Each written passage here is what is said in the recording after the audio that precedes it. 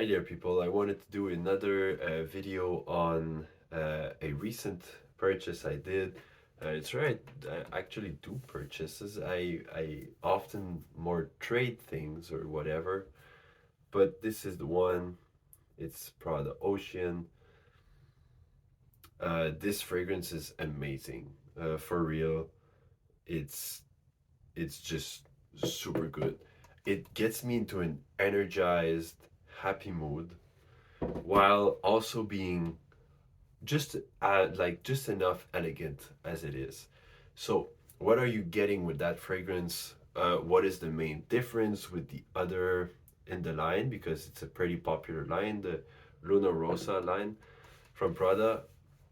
Well, actually, I think that the one that it's more comparable to is Prada Luna Rossa Carbon, which I used to love, and I still love it. I still love Carbon, but this one is like it's kind of like an upgrade on Carbon, because it has the lavender and the ambroxan that Carbon had, kind of a bit of a metallic vibe, but it just gets a bit more sweet with like the caramel note.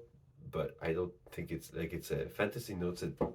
It's probably a mix of it's actually the same. I think it's the same exact combination of notes than in Prada Candy that my wife has.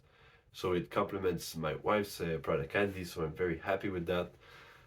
It smells really good. Also, Prada Candy. I'm gonna do a full video on it in another day.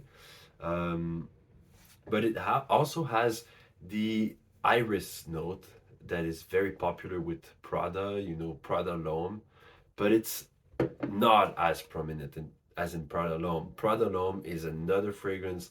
I would love to get my hands on it. Even though I have that, it doesn't make it redundant. It's an awesome iris fragrance. Very clean. Iris. The iris is a bit makeupy, but a bit powdery too. But it's perfect. But there's some of it in the uh, Prada Luna Rossa Ocean. It's toned down. It's under the there's tons of things going on with that fragrance, as you can see. So it's like one of the notes. Uh, there's also a huge dose of Edion in that fragrance. You can smell it right away. That jasmine, citrusy vibe that it has. It's awesome too. It's whoa, I just almost broke l'escarpolette. But anyway, the Edion in that fragrance really reminds us of legend, Abercrombie and Fitch Fierce, Platinum Egoist, but also Eau Sauvage.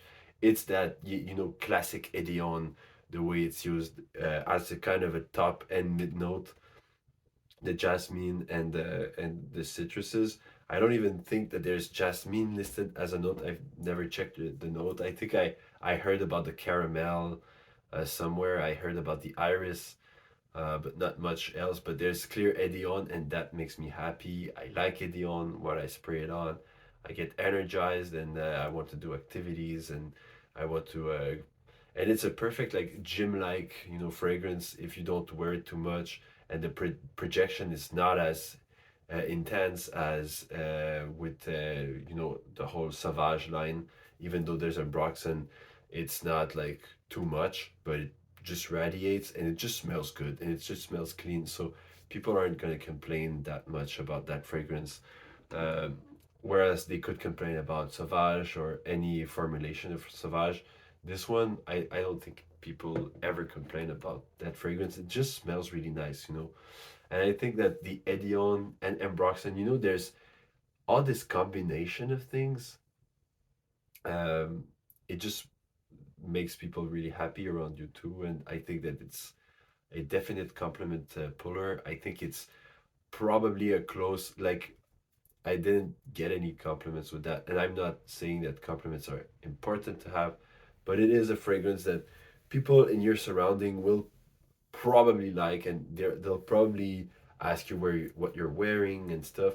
I'm thinking of parallels with Percival by Parfum de Marly, which was a huge compliment puller. It smelled amazing, and no one ever complained. It smelled just clean and very nice.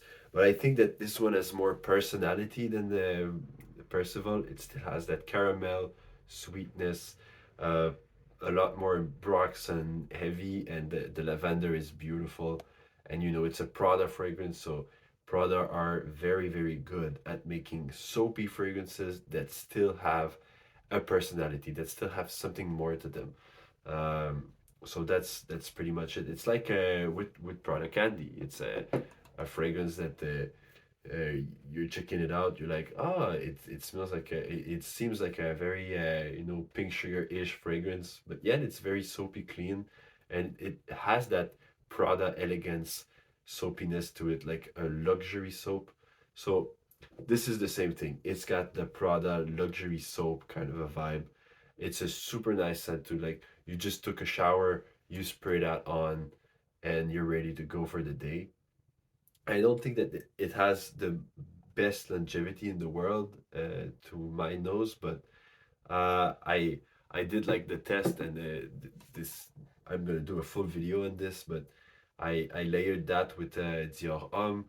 Like this one was like at the end of its lifespan, and I went with Dior Homme Intense, and the two iris notes that just complemented each other, and it did something completely fantastic. So I'm gonna do a video about that later on, but it's just that kind of fragrance that you're just like, it's a no-brainer.